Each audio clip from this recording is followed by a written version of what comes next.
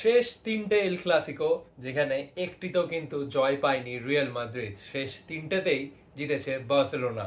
শেষ তিনটে El Clasico বলতে একটা অবভিয়াসলি লা লিগার গ্রুপ স্টেজ ম্যাচ, আর বাকি দুটো হচ্ছে সুপার কাপ এবং কোপা ডেল রে। যেই তিনটিতেই হ্যান্সি ফ্লিকের দল অনায়াসেই কিন্তু হারিয়েছে রিয়াল মাদ্রিদকে।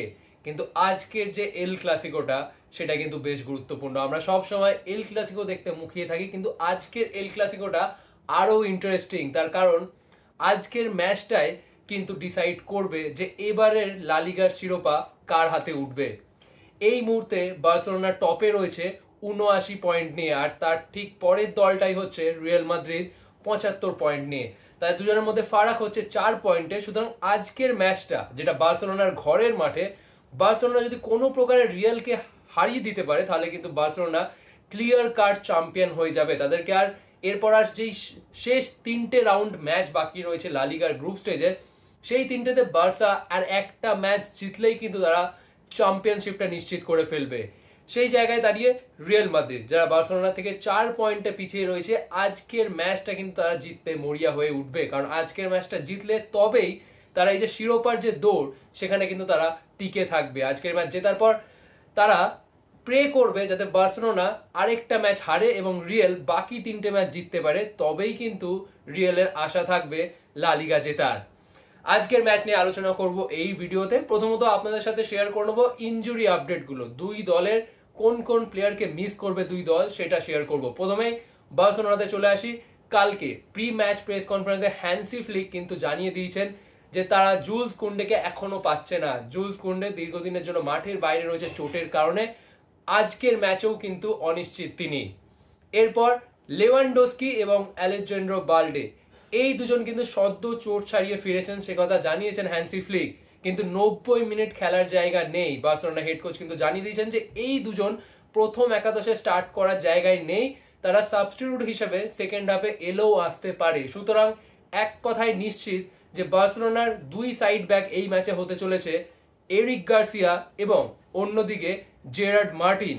এই দুজনকে আমরা দেখেছি ইন্টার মিলানের সাথে সেকেন্ড সেমিফাইনালটাতে খেলতে, কিন্তু বালদে ডিও আর জুলস কুন্ডে যেই কাজটা করে দেখিয়েছেন সেইটা কিন্তু এরা এক প্রকার কিন্তু সেরকম করতে পারেনি। সুতরাং আজকে আরো একটা গুরুত্বপূর্ণ ম্যাচে এই দুই সাইড ব্যাক কেমন ফুটবল খেলে বার্সেলোনার হয়ে সেটাই কিন্তু বড় একটা ফ্যাক্টর হয়ে উঠবে। হ্যান্সি ফ্লিক কালকে আরেকটা কথা নিশ্চিত করে দিয়েছেন, টার স্টেগান যিনি একসময় বার্সেলোনার ফার্স্ট গোলকিপার ছিলেন, তিনিও চোটের জন্য অনেকগুলো ম্যাচ মিস করেছেন, কিন্তু এখন তিনি চোট সারিয়ে ফিরে এসছেন। কিন্তু তাও হ্যান্সি ফ্লিকের ভরসা রাখছেন কিন্তু সেই সেজুনের উপর, যিনি শেষ দুটো ইন্টার মিলানের এগেনস্টে দুটো ম্যাচই খেলেছেন। সেই সেজুনেই যে আজকের ফার্স্ট গোলকিপার হবেন সে কথাও কিন্তু তিনি কনফার্ম করে দিয়েছেন। এই বাদ দিয়ে আর কোনো সেরকম ইনজুরি কিন্তু নেই বার্সেলোনার। এবার অপরদিকে চলে আসবো রিয়াল মাদ্রিদের। রিয়াল মাদ্রিদও কিন্তু বেশ কিছু ফুটবলারকে মিস করবে চোটের কারণে। রুডিগার তিনিও আনঅ্যাভেলেবল। আপনারা জানেন অনেকদিন ধরেই ডেভিড আলাবা এবং এডার মিলিটাও এরা দুজন চোটের জন্য দীর্ঘদিন বাইরে, কিন্তু এর সাথে এই লিস্টে অ্যাড হয়েছে অ্যান্টোনিও রুডিগারের নাম। তিনি আরেকজন নির্ভরযোগ্য ডিফেন্ডার যাকে মিস করবে রিয়াল মাদ্রিদ এই ম্যাচে। সুতরাং অ্যানসেলোটির কাছে এখন অপশনস বেঁচে আছে দুটো সেন্টার ব্যাকে। প্রথম নামটা হচ্ছে অ্যাসেনসিও, তিনি এই কম বয়সেও কিন্তু বেশ ভরসা দেখিয়েছেন রিয়াল ডিফেন্সে, আর তার সাথে খুব সম্ভবত খেলবেন চুয়ামেনি। যদিও অ্যানসেলোটি কিন্তু বলেছেন যে তার কাছে আরো অপশনস রয়েছেন যেমন ভালেও, জ্যাকব রোমান, কিন্তু তারা হয়তো ফার্স্ট 11-এ খেলার মতন এখনো সেই জায়গায় নেই, সেই ম্যাচুরিটি হয়তো নেই। সেই কারণে খুব সম্ভবত চুয়ামেনি আর অ্যাসেনসিওকে রেখেই ডিফেন্স সাজাবেন অ্যানসেলোটি। রড্রিগো তিনিও সুস্থ হয়ে ফিরেছেন, কিন্তু যা শোনা যাচ্ছে রিপোর্টে রড্রিগো হয়তো নাও শুরু করতে পারে প্রথম একাদশে, সেই জায়গায় আর্ডে গুলারকে স্টার্ট দিতে পারে অ্যানসেলোটি। সুতরাং আর্ডে গুলার স্টার্ট করছে, রড্রিগো হয়তো নেই, সুতরাং তার পাশে হয়তো দেখা যাবে এমবাপে এবং ভিনিসিয়াসকে। এরপর চলে আসি দুই দলের অস্ত্র কি কি। বার্সেলোনা অবভিয়াসলি কি ধরনের ফুটবল খেলেছে গোটা মৌসুমে আমরা দেখেছি। তাদের একটাই প্রধান অস্ত্র, সেটা হচ্ছে অপোনেন্টকে হাই প্রেস করা এবং নিজেদের ডিফেন্স লাইন হাই করে খেলা, যাতে অপোনেন্ট যখন আক্রমণে আসবে তাদেরকে যতটা পারা যায় অফসাইড ট্র্যাপে ফেলতে। কিন্তু এই যে স্ট্র্যাটেজিটা এটাই আমরা দেখেছি ব্যর্থ হতে ইন্টার মিলানের এগেনস্টে। ইন্টার মিলানের এগেনস্টে হাই ডিফেন্স খেলে কিন্তু সাপে বিপরীত হয়েছে বার্সেলোনার। ইন্টার কিন্তু তাদেরকে হারিয়ে দিয়েছেন সেকেন্ড লেগে, আর তারপর ইউসিএল ফাইনালে তাদের জায়গাটা নিশ্চিত করে ফেলেছেন।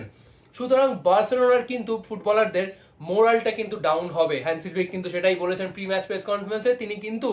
তিনি কিন্তু ফুটবলারদেরকে বলছেন যে ইউসিএল এর সেমিফাইনালে হারটা ভুলে এল ক্লাসিকো ম্যাচে ফোকাস করতে। আর তিনি একসাথে এটাও বলছেন যে এল ক্লাসিকোর ম্যাচে খেলার জন্য ফুটবলারদেরকে আলাদা করে মোটিভেট করার দরকার নেই, তারা সকলেই জানে এই ম্যাচের গুরুত্ব আর তারা নিজের সেরাটা উজাড় করে দিতে তৈরি। সুতরাং তিনি এক কথায় কনফিডেন্ট যে ইউসিএল সেমিফাইনালে হার ভুলে এবার রিয়েল মাদ্রিদকে হারিয়ে শিরোপা নিশ্চিত করতে তৈরি বার্সেলোনা।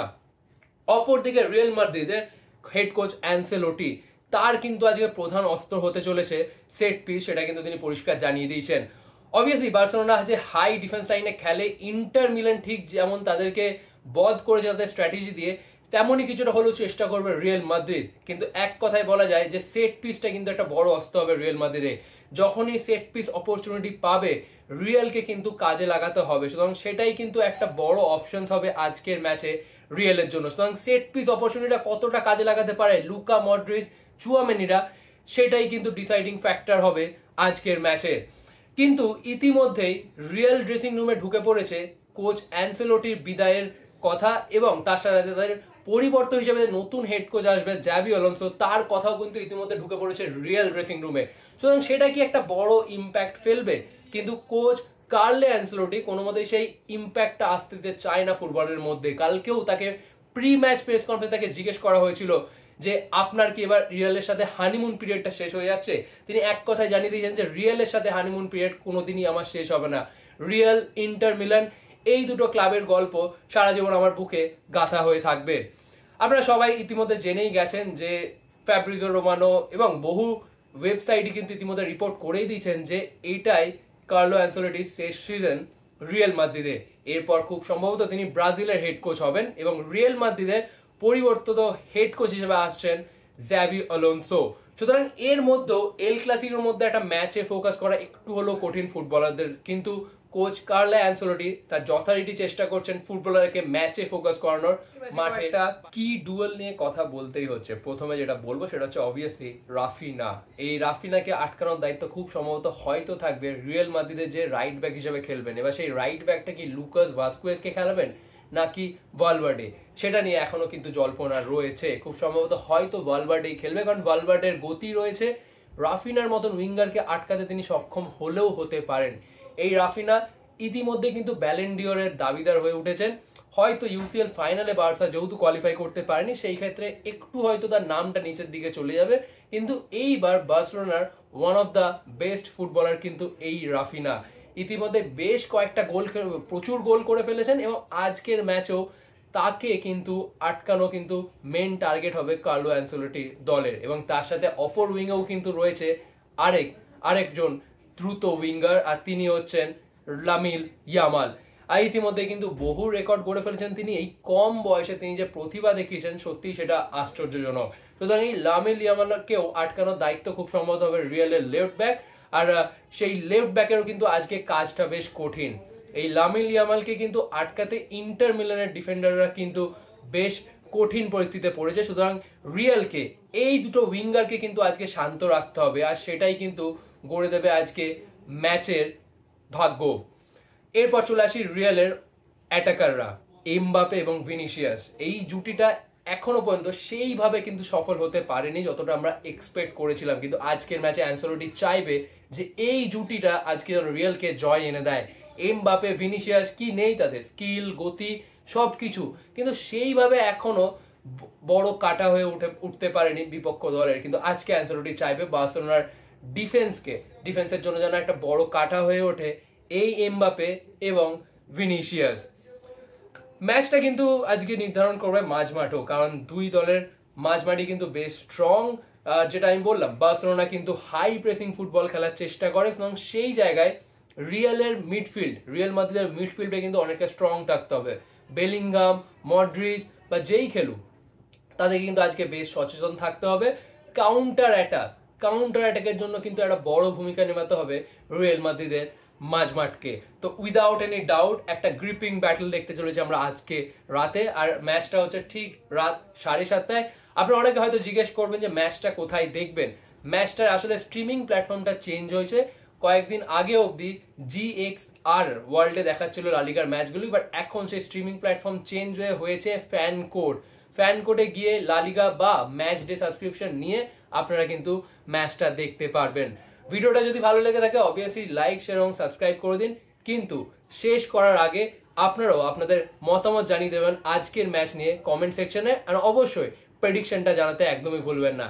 রিয়েল না বার্সেলোনা, কে জিতবে আজকের ম্যাচ সেই কিন্তু শিরোপাটা এক কথায় নিশ্চিত করে ফেলবে। ভিডিওটা এখানেই শেষ করছি, আবার আপনার সাথে দেখা হচ্ছে পরবর্তী ভিডিওতে।